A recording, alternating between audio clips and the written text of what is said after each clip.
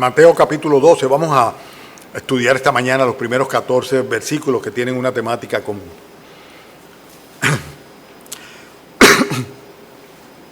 En aquel tiempo iba Jesús por los sembrados en un día de reposo, y sus discípulos tuvieron hambre y comenzaron a arrancar espigas y a comer.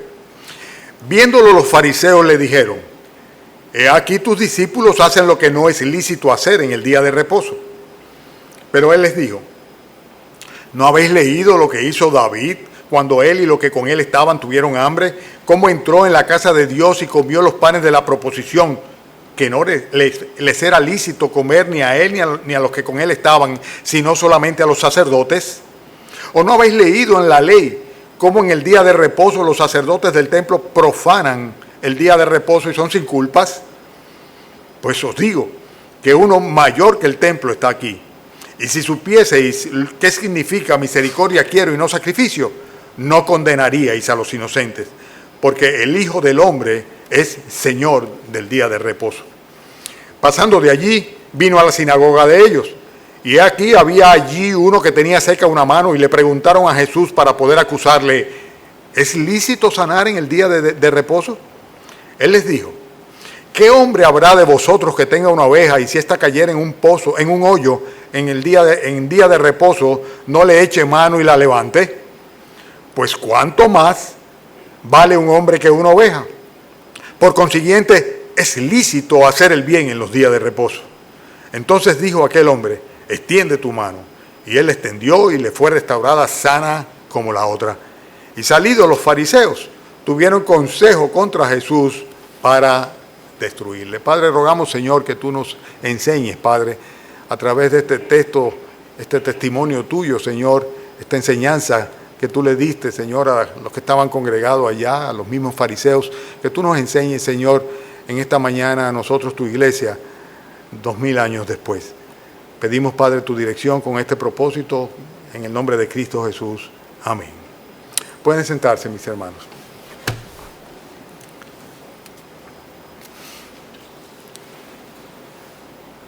Ustedes recuerdan que, bueno, no, tienen que estar al tanto de lo que sucedió en Estados Unidos con lo que le llamaron el asalto al Capitolio, ¿no?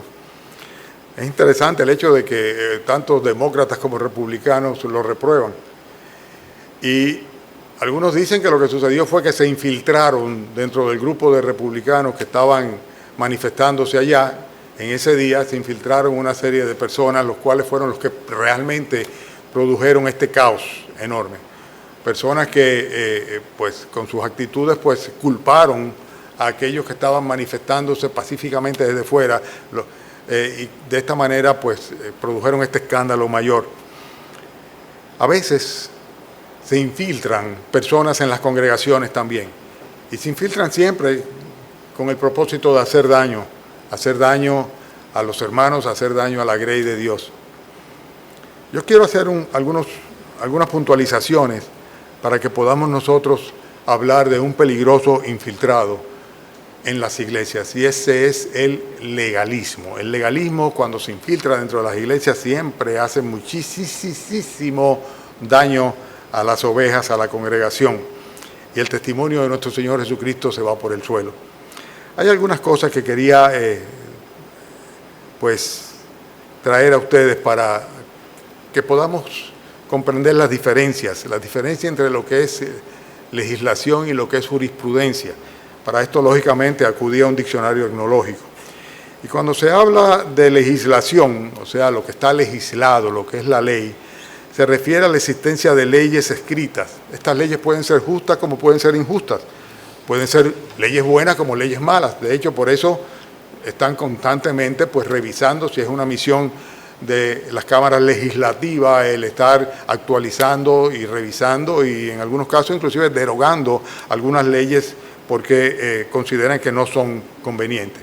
Cuando se habla de jurisprudencia, en este caso ya a lo que se refiere a una serie de principios del derecho o reglas que son inmutables y que son eternas en cuanto a la justicia. Podríamos decir que la palabra de Dios, ¿verdad?, pues establece una jurisprudencia universal, en base a la cual sencillamente pues todo el resto de la legislación debería de guiarse. Además de esto, quiero enfatizar que lo que es la ley o la legislación se ocupa fundamentalmente de aquellas cosas que se nos manda a guardar y a cumplir. Pero sin embargo, cuando se habla de jurisprudencia, se establece mucho más allá, se establece también lo que nosotros debemos dar, al mismo tiempo de lo que se nos debe conceder, también aquellas cosas que son nuestras obligaciones conjuntamente con aquellas que son nuestros derechos. La persona que es legalista es una persona que fundamentalmente lo que hace es anteponer sobre cualquier cosa el cumplimiento estricto y literal de las leyes. Esa es una persona legalista. En el caso de los fariseos eran legalistas. Eran legalistas y habían llegado al punto tal en el cual, basándose supuestamente en las Sagradas Escrituras, habían establecido 39 distintas categorías prohibidas o de prohibiciones en el día de reposo. Por eso ustedes ven que hay tanto conflicto alrededor de la temática del sábado, del día sábado, con los fariseos, entre el Señor Jesucristo y los fariseos, porque ellos habían estado añadiendo leyes humanas, ¿verdad?, partiendo de la premisa de que con esto ellos podrían, por así decirlo, obligar al cumplimiento del sabbat, del día sábado. Hay un paso sumamente breve entre la infiltración del legalismo en una congregación cristiana y la transformación de esa congregación en una secta. Y por eso este tema es importante. Debemos realmente analizarlo. Cuando nosotros nos convertimos, y cuando digo nosotros estoy pensando en función de aquella generación del año 1980, caímos en una congregación que originalmente era una congregación sumamente legalista. Una congregación donde llegó a prohibírsele a las mujeres no solamente el usar pantalones, sino inclusive el utilizar aretes o utilizar zapatos de taco alto. Una congregación donde los creyentes eran criticados e inclusive repudiados por asuntos que realmente no tenían que ver con conducta, sino con costumbres. Y esto pues trajo un conflicto enorme y en los espíritus de muchísimos creyentes. Porque con tal de aplicar la ley, ¿verdad?, pues estaban dispuestos a violentar la libertad que el Señor ciertamente nos ha concedido cuando conocimos al Señor Jesucristo, cuando conocimos la verdad. Y por eso tenemos que tener mucho cuidado, porque en una iglesia donde permitimos que hayan reglas o normas que vayan más allá de lo que sencillamente está escrito, pues podemos convertir esa congregación en una secta. Y esto era lo que pretendían hacer los judaizantes en el principio del evangelio, del cristianismo. O sea, nosotros vemos como el apóstol Pablo tiene una vez y otra vez y otra vez. Recuerden el ejemplo de los Gálatas, ¿verdad? Como una vez y otra vez Pablo le decía, pero habiendo comenzado por el Espíritu, van a terminar por la carne. Y era sencillamente porque estaban echando hacia atrás.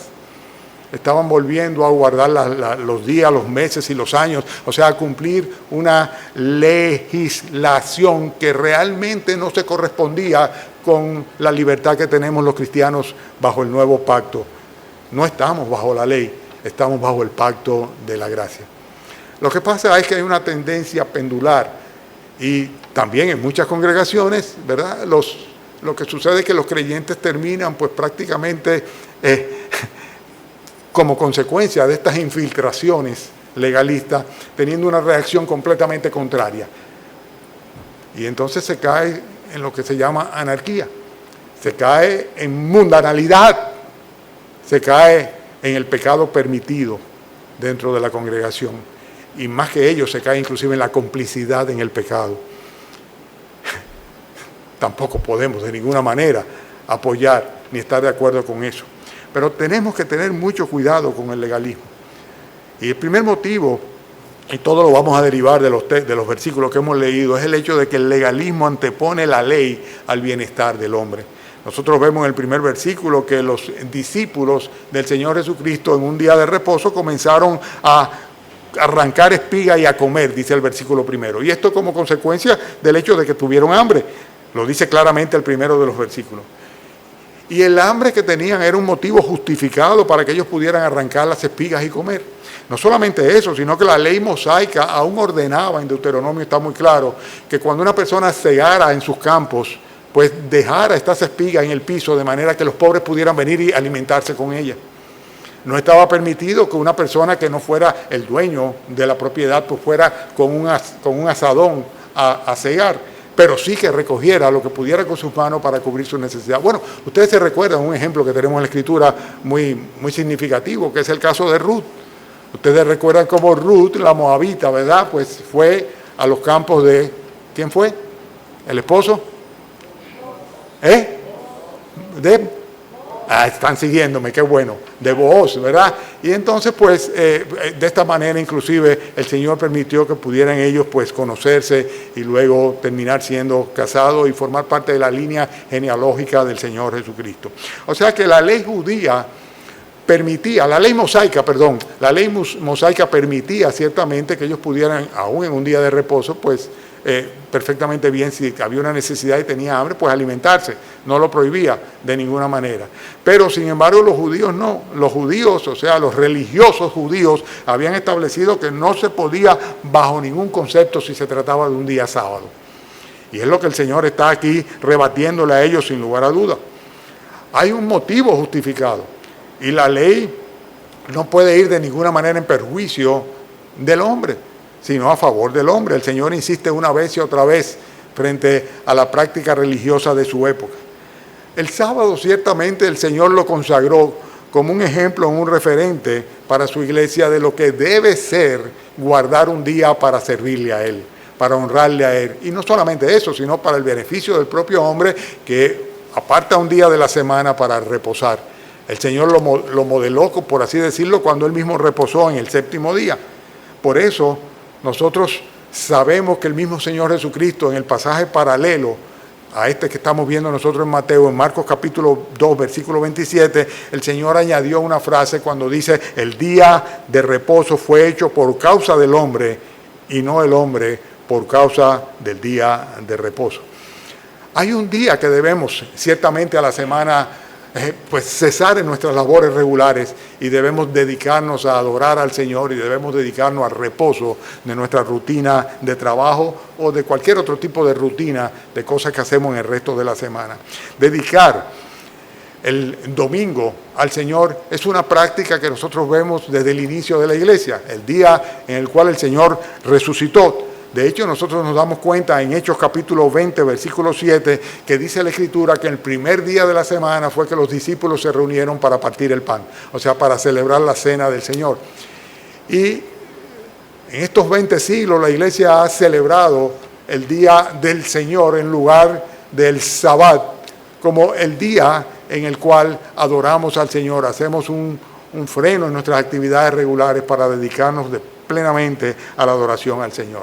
Consecuentemente, hermanos, sin entrar en legalismo y sin tener que, como hemos llegado a ver algunas iglesias que le pasan factura, le toman en cuenta y le cuestionan a los hermanos que no asisten a la iglesia el domingo o que combinan la actividad de la asistencia a la iglesia con actividades lúdicas, o sea, con tiempo de placer y de otras actividades que le quieren obligar a que ese día solamente sea iglesia y solamente iglesia, pues sin llegar a esos extremos que son legalistas completamente, ciertamente debemos dedicar un día al Señor, debemos dedicar el día domingo al Señor.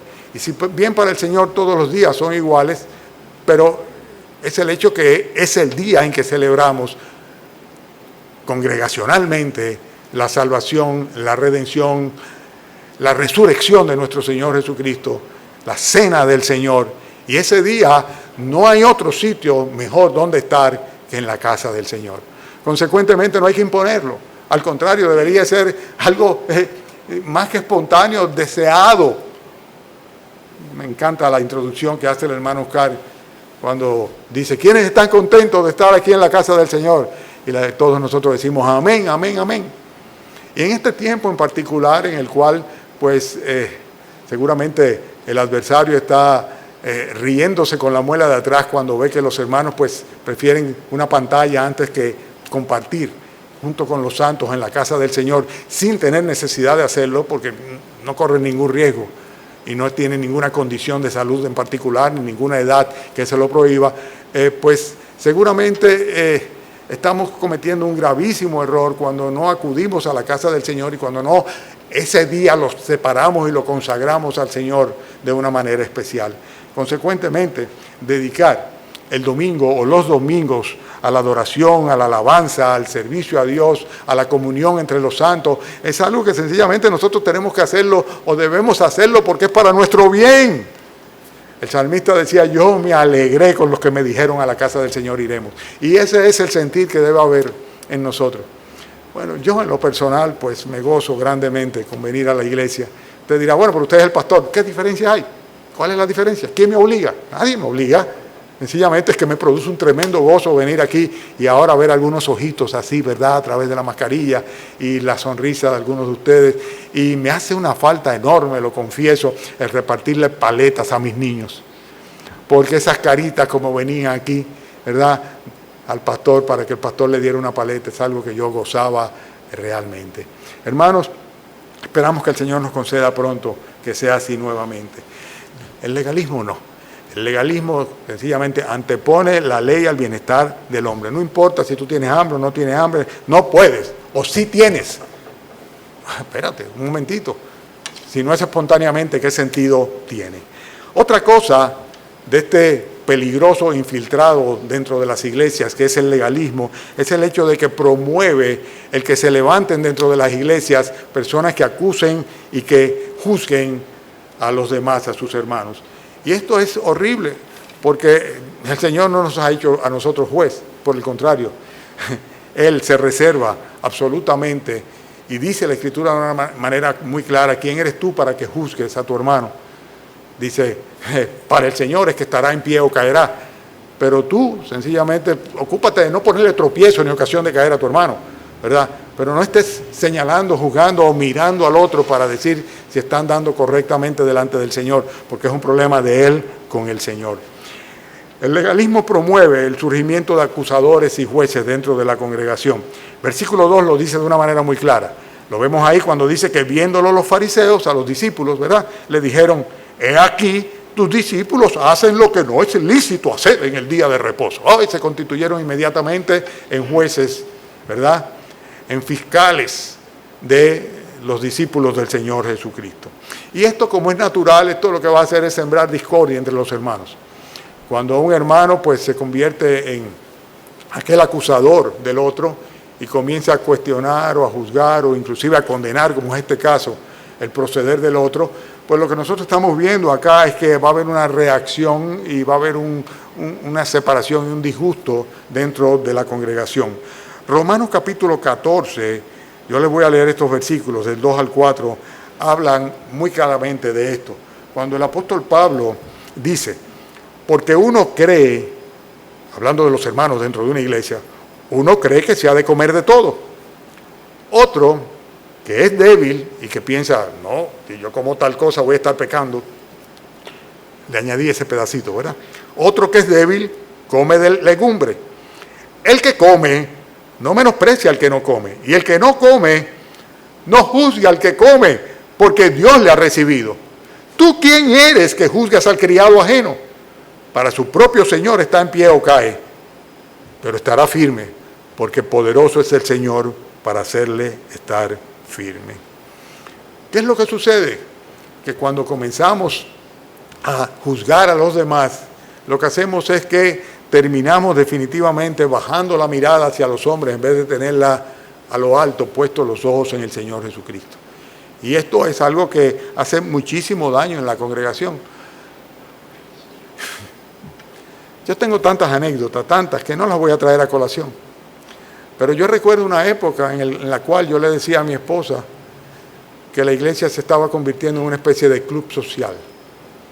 Porque realmente la interacción entre los hermanos sobrepasaba la adoración. Y fuera para bien o para mal, que en este caso sabemos que fue para mal, ya históricamente hablando, pues llegó un momento en el cual simplemente era un lugar de reunión para socializar y para hacer planes hacia afuera. Y no planes de evangelismo ni planes de expansión del evangelio, sino planes de diversión, de socialización, de festejos, etcétera, etcétera, etcétera. Cuando comenzamos a poner los ojos en los hombres, necesariamente tenemos que apartar los ojos de Dios. Y terminamos sencillamente viviendo el uno para el otro.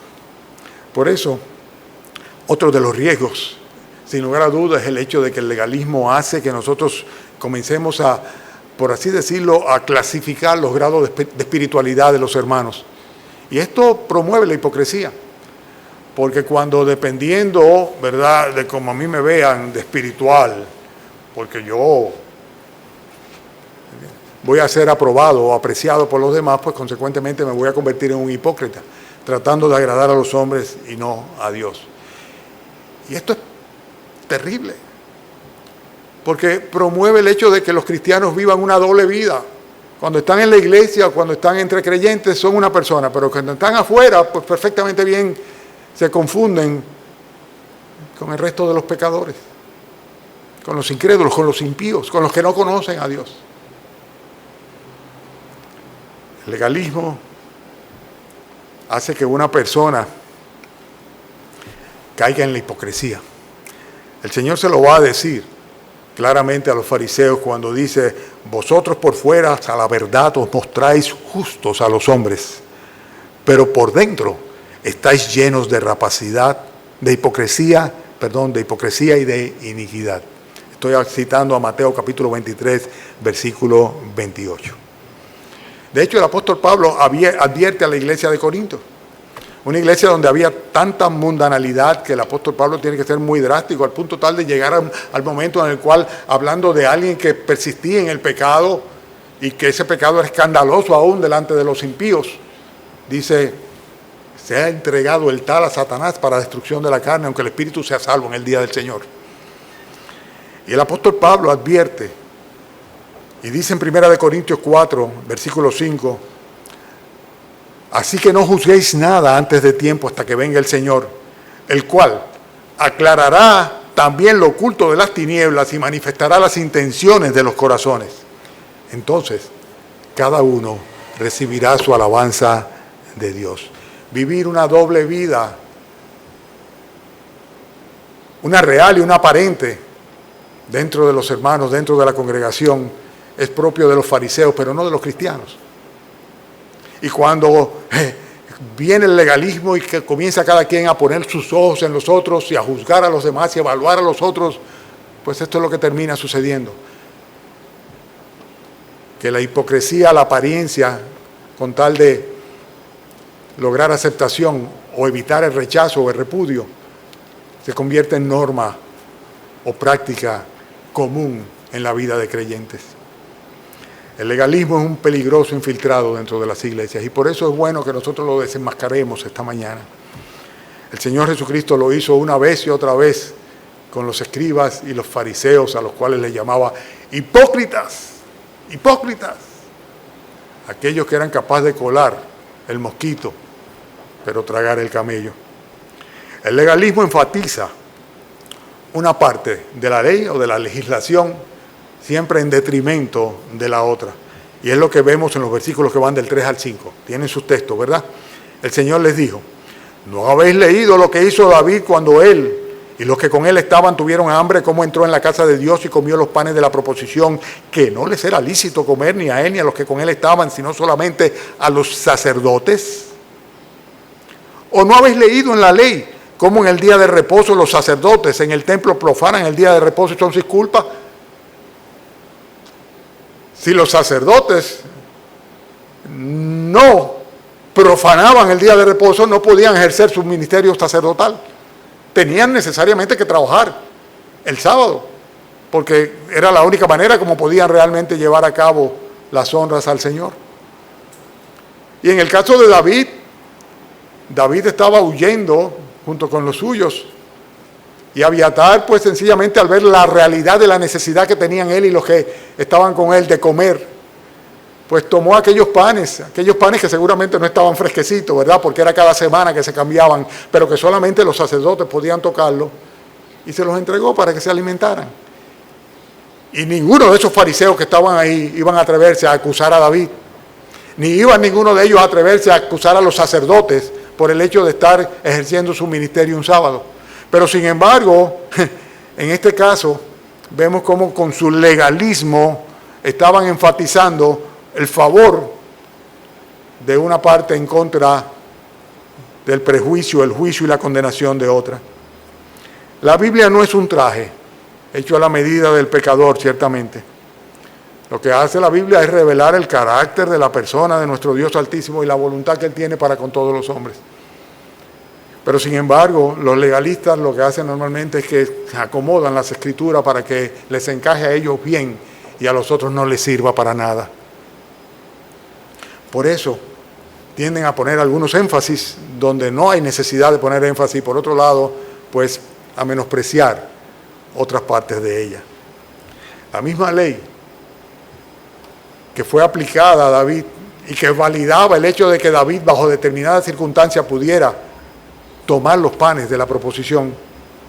La misma ley que permitía que un sacerdote un sábado ejerciera su oficio y trabajara, era la misma ley que debía aplicársela a los discípulos que sencillamente tenían hambre y fueron a recoger espigas para comer. O la misma venia de la ley. Y por eso el Señor les dice de una manera muy clara, pero ¿será que ustedes no habéis leído en la ley cómo sucedió esto y sucedió aquello? Hermanos, el legalismo no es justo. De ninguna manera. No es igual, equitativo, sino que por el contrario, siempre tiene preferencia de lo que les conviene a aquellos que son legalistas y que aplican la ley a su antojo. Hermanos, otra cosa del legalismo, y tal vez la peor de todas, es el hecho de que aleja a los creyentes de una sincera consagración. El versículo 5, cuando el Señor le dice, ¿o no habéis leído en la ley cómo el día de reposo, los sacerdotes en el templo profanan el día de reposo y son sin culpa? Luego le dice el Señor, ¿en qué versículo estamos? En el 6, ¿verdad? Le dice el Señor, pues os digo que uno mayor que el templo está aquí. Si el servicio en el templo es importante, mucho más importante es el servicio al Señor del templo. Esto es simplemente un local, un edificio, salvo por la presencia del Señor acá. Esto es lo que hace especial la iglesia de nuestro Señor Jesucristo. La habitación de tu cuarto o la sala o el lugar donde sea que tengas tu computadora no es el templo del Señor. Este es el lugar donde el Señor prometió estar presente en medio de 2 o 3 que se reúnan en su nombre. Y si no entienden la exhortación, más clara no puede ser. A menos que tenga un impedimento, regresa a tu iglesia. Regresa a adorar al Señor. El legalista aleja a los creyentes de la sincera adoración y la sincera consagración. Si lo más importante es el Señor y la adoración al Señor en el día de reposo, entonces, pues, tenemos que dedicar el domingo al Señor. El día de reposo sí es importante, pero es importante por causa del Señor del día de reposo, porque el Hijo del Hombre, dice el Señor en el versículo 8, es Señor del día de reposo. El legalismo lo que hace es, pues, robar el señorío a nuestro Señor Jesucristo, y Él es el Señor de todos, por todos y sobre todos. Consecuentemente, nosotros tenemos que asumir un compromiso personal, una consagración individual, una decisión de adorar al Señor porque Él es digno, porque Él es digno. Estamos hablando de un peligroso infiltrado. Si se infiltra y le damos cabida, destruye, hace daño, apaga el fervor de los creyentes y de la iglesia de nuestro Señor Jesucristo. El legalismo normalmente lo que hace es mostrar una falsa piedad en aquellos que la practican. Por eso el Señor le dice en el versículo 7, si supieses lo que significa misericordia quiero y no sacrificio, no condenaríais a los inocentes. El Señor está haciendo referencia al profeta Oseas. El profeta Oseas dijo lo siguiente, lo leo, Oseas capítulo 6, versículo 4. ¿Qué haré a ti, Efraín? ¿Qué haré a ti, Judá? La piedad vuestra es como nube de la mañana y como el rocío de la madrugada que se desvanece. Por esta causa los corté por medio de los profetas, con las palabras de mi boca los maté, y sus juicios serán como luz que sale. Porque misericordia quiero y no sacrificio, y conocimiento de Dios más que holocaustos. Hermanos, ¿qué le pasaba a la nación de Israel? Que el profeta Oseas tiene que predicar este mensaje y hacerle esta advertencia de parte del Señor. Bueno, en primer lugar, que ellos no habían tenido una sincera conversión y sin embargo ellos pretendían tener el favor de Dios porque sencillamente ellos le ofrecían sacrificio. Es como quien dice, Señor, yo te estoy dando, yo te estoy ofreciendo sacrificio, yo te estoy dedicando a ti. Consecuentemente, favoréceme, Señor. Es una deuda que tú tienes conmigo, Señor.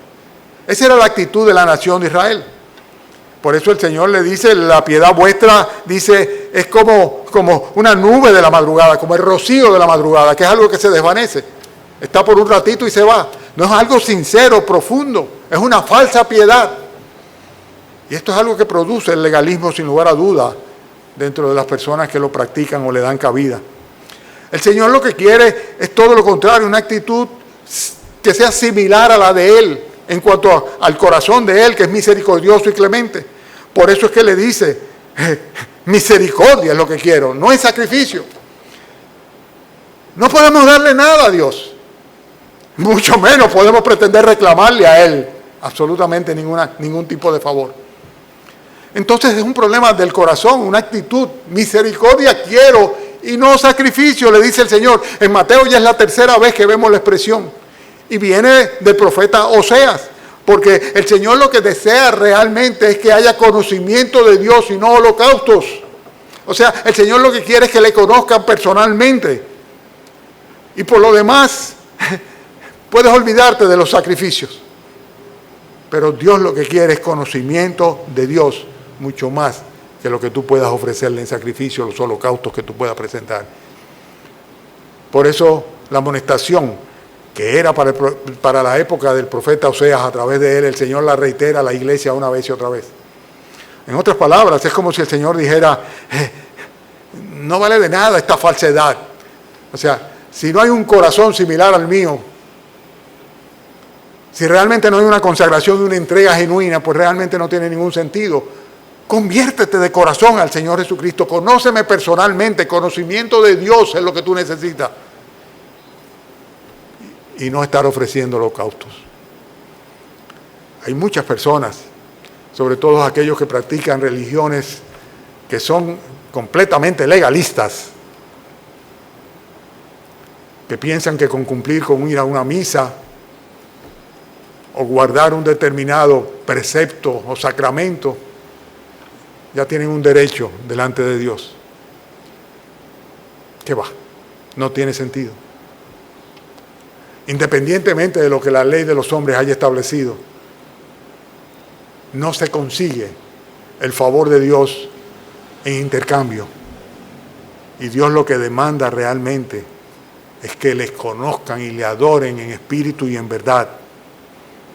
Esos son los adoradores que Dios quiere. El legalismo muestra una falsa piedad en aquellos que lo practican y dicen, ay no, pero esa persona, ay no, es un santo consagrado. Cuidado con eso, porque el Señor es que ve los corazones. El legalismo, además de esto, fomenta un espíritu y una actitud completamente personalista y egoísta. Los versículos 10 y 11 lo enseñan muy claramente cuando el Señor, pues, es cuestionado con mala fe de parte de aquellos que estaban ahí de si era lícito o no sanar en un día sábado. Ustedes saben que la ley no permitía el ejercicio de la medicina el sábado. Tenía que ser un caso de muerte, o sea, de riesgo de muerte inminente. Pero si no, no se podía, porque se consideraba que sanar era una labor o un trabajo. Esto era lo que la ley de Dios no, sino la ley de los fariseos había establecido, los legalistas habían establecido. O sea que era un gancho, ciertamente, un gancho lo que le estaba tratando de tirar al Señor Jesucristo. Y el Señor le responde, versículo 11, ¿qué hombre habrá entre vosotros que tenga una oveja? Y si ésta cayera en un hoyo en el día de reposo, no le eche mano y la levante. Pues ¿cuánto más vale un hombre que una oveja? Por consiguiente, es ilícito hacer el bien en los días de reposo. La respuesta del Señor es aún más amplia que el cuestionamiento que le hicieron en cuanto a la enfermedad. Habla de hacer el bien. Los rabinos no estaban de acuerdo con esto. Había que guardar la ley, no importa que la situación o la condición de quien fuera. Si tenían hambre, pues que se aguanten el hambre. Y si estaban tullidos, pues que permanecieran tullidos hasta el domingo. Pero el sábado no se podía de ninguna manera sanar a nadie. No se podía ejercer la medicina. Sin embargo, es interesante cómo el Señor los confronta con sus corazones y le dice, ven acá, si fuera una oveja tuya, por el beneficio de tu oveja, por el interés tuyo propio, porque es tu oveja, tú no la sacas del hoyo, tú la dejas ahí. No, tú la sacas del hoyo aunque sea día de reposo. ¿Cuánto más vale un hombre que una oveja? El interés personal se sobreponía al interés o al amor al prójimo. Y si ese es tu caso, si tu religión se antepone en base a sus dogmas humanos, a que tú practiques el amor al prójimo, sencillamente tienes que saber que lo que tú estás viviendo, practicando o creyendo no es cristianismo. No es cristianismo. El egoísmo, el individualismo es común en las personas que son legalistas. Pero el creyente no. El creyente sabe que la manifestación del amor al prójimo es el cumplimiento verdadero de la ley. Porque el cumplimiento de la ley es el amor. Hermanos, concluyo ya. El legalismo finalmente conduce a la muerte, no solamente a aquellos que la practican, sino a la iglesia que le da cabida a ella. ¿Por qué? Porque termina convirtiéndose en una secta, Resumo y concluyo. Este peligroso infiltrado al cual tenemos que estar los pastores atendiendo para no darle cabida, sin que la congregación caiga en el anarquismo y en la mundanalidad. En primer lugar, antepone la ley al bienestar del hombre. En segundo lugar, promueve el que surjan acusadores y jueces dentro de la congregación de la iglesia. En tercer lugar, clasifica los grados de espiritualidad y esto promueve la hipocresía entre los hermanos. En cuarto lugar, enfatiza solamente una parte de la legislación en detrimento de la otra. En quinto lugar, aleja a los creyentes de una sincera consagración. En sexto lugar, muestra una falsa piedad en aquellos que la practican. En séptimo lugar, fomenta el individualismo egoísta.